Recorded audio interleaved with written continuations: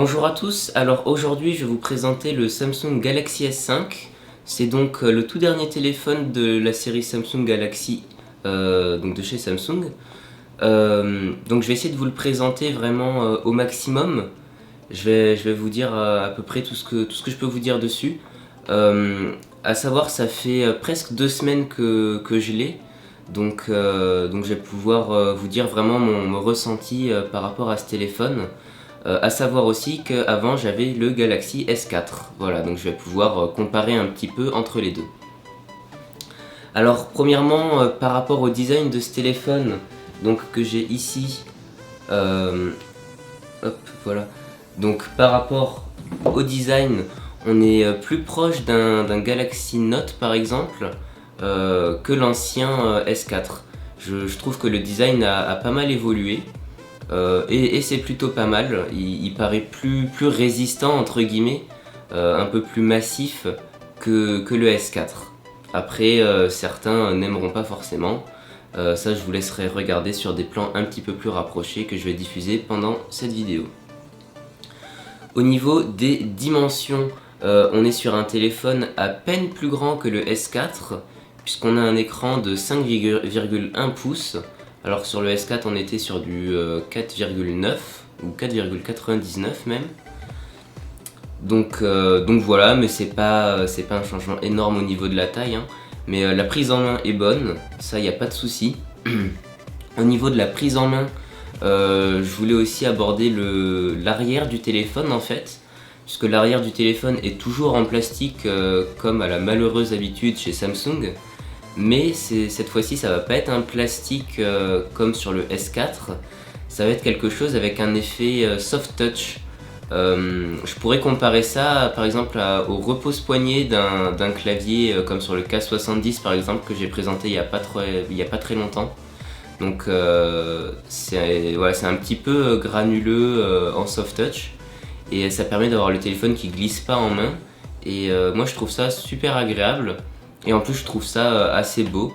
Bon après, comme je vous dis, chacun son avis là-dessus. Donc à mes yeux c'est un bon point.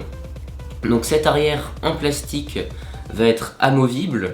Donc on va pouvoir l'enlever pour accéder à la batterie, à la carte SIM et à la carte SD.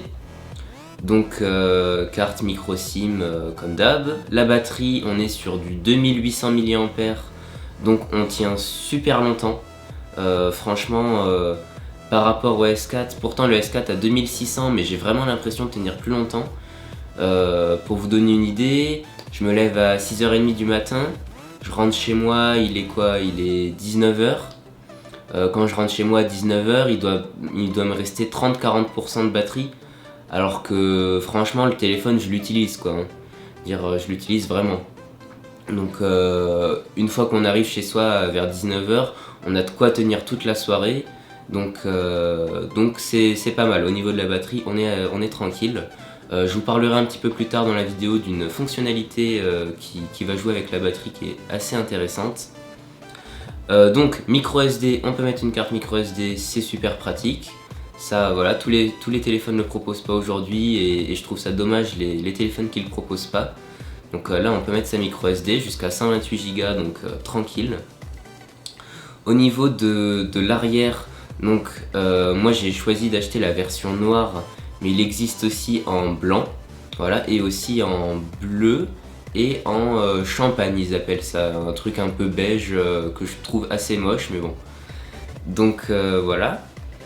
Ensuite, vous allez pouvoir voir sur la partie arrière du téléphone, donc on va avoir une délimitation avec un liseré en plastique en fait, qui va nous servir pour l'étanchéité du téléphone. Donc ça c'est une grande particularité du Galaxy S5, comme dans les derniers téléphones qui sortent aujourd'hui, c'est qu'on a en fait une résistance à l'eau, mais pas seulement aux éclaboussures, on a vraiment une vraie résistance où on va pouvoir plonger le téléphone sous l'eau. Donc c'est le IP67, ça s'appelle, et donc on va pouvoir immerger le Galaxy S5 pendant 30 minutes à 1 mètre de profondeur, voilà. Donc ça c'est ce que Samsung nous annonce. Après évidemment on peut toujours aller un petit peu plus profond et un petit peu plus longtemps, mais je vous ne le conseille pas. Donc je vais vous passer une vidéo de test en fait où j'ai placé le téléphone sous l'eau.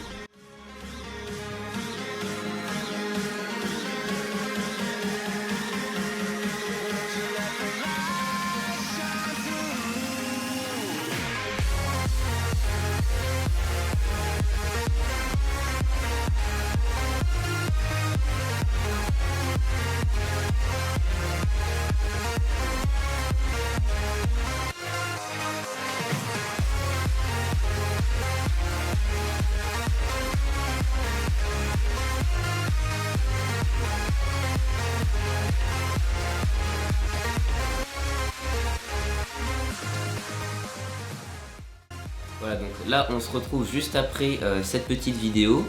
Donc vous pouvez voir que le téléphone tient parfaitement pendant 30 minutes sous l'eau, hein, il n'y a aucun souci. Voilà, nickel, il n'y a pas de problème.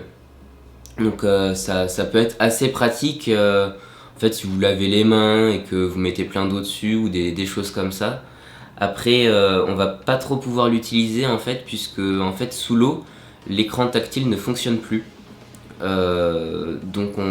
on est sous l'eau, on va pas pouvoir utiliser l'écran, on va pas pouvoir tourner les pages, cliquer où on veut, etc.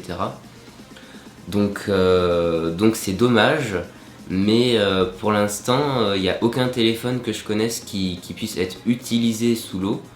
Donc à voir ce qu'on arrive à faire, enfin ce que les marques arrivent à faire au niveau des prochaines générations d'écrans, mais ça pourrait être intéressant d'avoir quelque chose qui soit utilisable sous l'eau pour par exemple utiliser son téléphone sous sa douche ou des choses dans ce genre là, ça peut être pas mal. Donc voilà.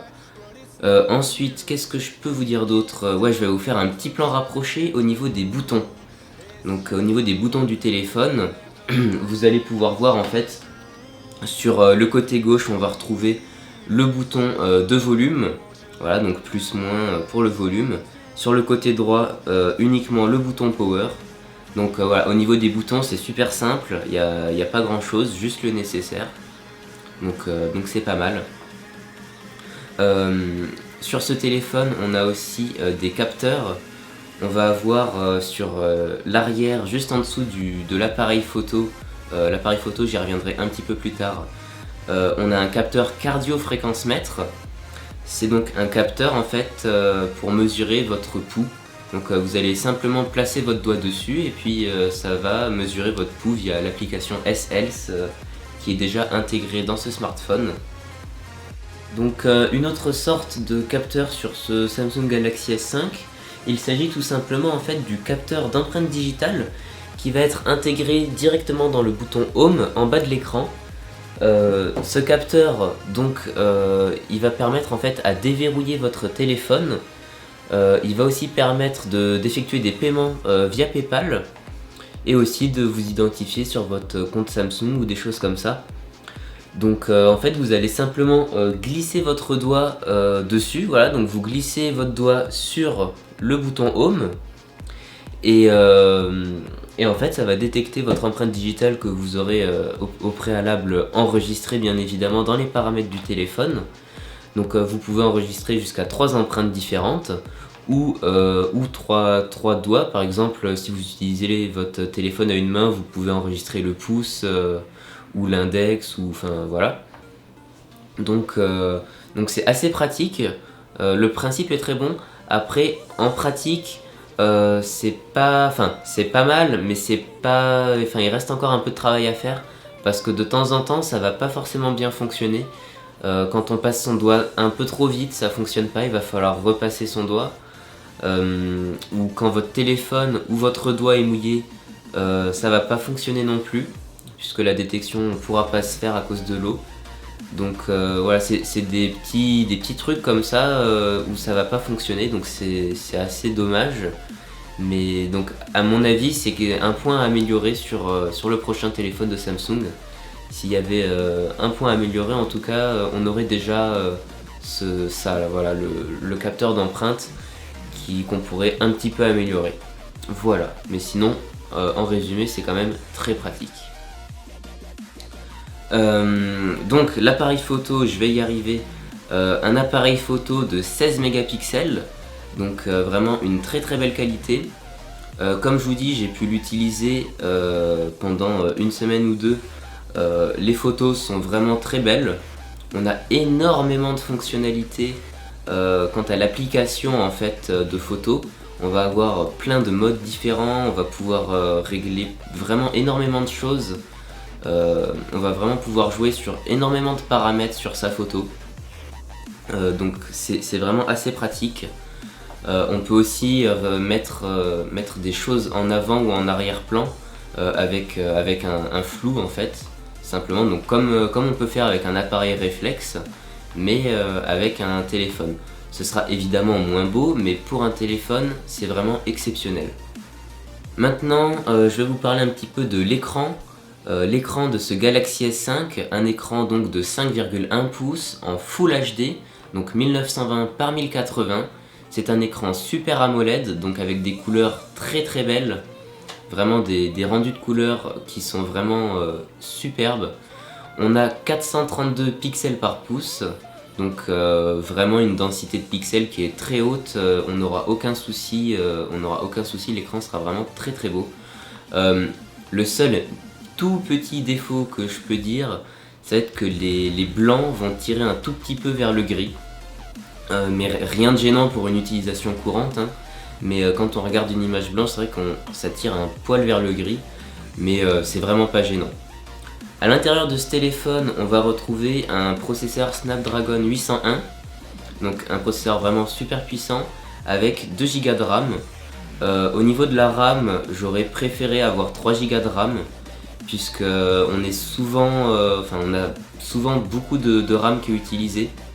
Quand on commence à ouvrir pas mal d'applis, etc., on arrive vite, très très vite à 80, 85, 90% de RAM utilisée. Donc 3 Go ça aurait été pas mal. Mais bon, 2 Go ça suffit largement pour une utilisation normale. La batterie, j'en ai déjà parlé tout à l'heure, de 2800 mAh. Donc une très grosse batterie, on va pouvoir tenir très longtemps. Fonctionnalité de ce Galaxy S5, ça va être le mode Ultra Power Saving, c'est-à-dire que quand vous activez ce mode, votre téléphone va vraiment se brider entre guillemets, c'est-à-dire que seuls les paramètres vitaux du téléphone vont pouvoir être utilisés. C'est-à-dire que vous aurez un écran en noir et blanc, donc tout votre écran va passer en noir et blanc. À savoir que sur le Super AMOLED, quand il y a du noir sur l'écran, ça ne consomme pas de batterie. Donc un écran noir et blanc sur un Super AMOLED, c'est vraiment super au niveau de l'économie de batterie. Et donc vous allez avoir en fait un écran qui s'affiche en noir et blanc avec un icône message, un icône appel et un icône internet. Voilà, c'est à peu près tout ce qu'il va y avoir sur votre téléphone. Vous allez voir ces 3 icônes tout simples. Et donc vous pourrez rien faire d'autre que envoyer des messages ou appeler ou aller sur le net. Vous n'aurez aucun accès à toutes vos applications, tout ça ce sera bloqué, vous ne pourrez pas y aller. Mais ça va vous permettre d'avoir une batterie qui tient super longtemps. Pour vous donner une idée, d'après l'estimation du téléphone, quand on a chargé son téléphone à 100% et qu'on active ce mode, le téléphone nous annonce qu'on peut tenir plus de 10 jours donc on peut tenir plus de 10 jours sur la batterie si on reste dans ce mode d'économie d'énergie. Donc c'est quand même impressionnant. Moi je trouve ça super intéressant quand vous êtes en fin de journée, vous avez beaucoup utilisé votre téléphone, vous partez en soirée et puis il vous reste 10% ou 5%, mais vous avez absolument besoin de pouvoir être appelé ou d'appeler. Vous activez ce mode et comme ça vous pouvez tenir 10 heures et vous êtes paré pour toute la nuit et vous pouvez vraiment appeler et recevoir des appels pendant toute la nuit. Donc c'est vraiment un mode super intéressant je trouve. Donc qu'est-ce que je peux dire d'autre? L'appareil photo je vous en ai parlé. Oui, je vous ai pas précisé, on va pouvoir donc filmer avec ce téléphone bien évidemment. Sauf qu'on va pouvoir filmer en 4K. Donc c'est un peu bizarre puisqu'on a seulement un écran Full HD. Mais si vous voulez filmer en 4K, c'est possible. Donc personnellement, j'ai aucun écran 4K chez moi. Donc j'ai pas pu tester, voir ce que ça donnait. Donc je sais pas vous dire à ce niveau là. En tout cas j'ai filmé en Full HD et c'est nickel, il n'y a pas de souci. Mais à savoir voilà, que la 4K est disponible pour faire un film. On a aussi une option qui est pas mal intéressante sur ce Samsung Galaxy S5, c'est l'application Smart Booster qui va en fait vous permettre de combiner votre 4G et votre Wi-Fi. Donc vous êtes chez vous avec votre Wi-Fi, vous voulez télécharger un gros fichier ou une grosse appli ou je sais pas quoi, et ben en fait vous activez ce mode et ça va combiner la 4G et le Wi-Fi. Donc ce qui va vous permettre d'avoir des débits vraiment impressionnants et de pouvoir télécharger des gros fichiers super vite. Donc c'est à mes yeux très intéressant, mais il faut avoir un forfait 4G qui tienne le coup et avoir beaucoup de data dans votre forfait bien évidemment, parce que c'est pas avec 1 giga que vous allez pouvoir vous amuser à utiliser ça tout le temps. Écoutez, on arrive à la fin de cette vidéo, je vais vous parler en dernier du prix de ce téléphone. Alors ce téléphone aujourd'hui, donc en janvier 2015, on peut le trouver à 450 €. C'est le prix sur la plupart des sites internet, 450 €. C'est assez cher je trouve par rapport à la concurrence, puisque chez LG ou chez Sony on va avoir des téléphones qui vont être vraiment comparables et qui vont coûter moins de 400 €, 350-400 €. Donc Samsung reste un petit peu cher par rapport à la concurrence. Voilà. Donc, mais sinon 450 € ça reste un prix relativement correct, totalement abordable pour un téléphone de cette gamme là. Donc voilà, c'est pour ça que je l'ai choisi, il est vraiment pas mal. Si vous avez des questions, n'hésitez pas, les commentaires YouTube sont faits pour ça. Donc posez toutes vos questions, si j'ai oublié des points ou qu'il y a des endroits où je me suis trompé, n'hésitez pas à me le dire dans les commentaires, je lis tous les commentaires, c'est fait pour ça. Donc voilà, et puis n'hésitez pas aussi à donner votre avis si vous avez ce S5. Voilà, qu'est-ce que vous en avez pensé, s'il vous a plu ou pas. Voilà, donc n'hésitez pas vraiment à participer dans les commentaires. Écoutez, je vais vous laisser et puis je vous dis à la prochaine pour plus de vidéos. Salut tout le monde!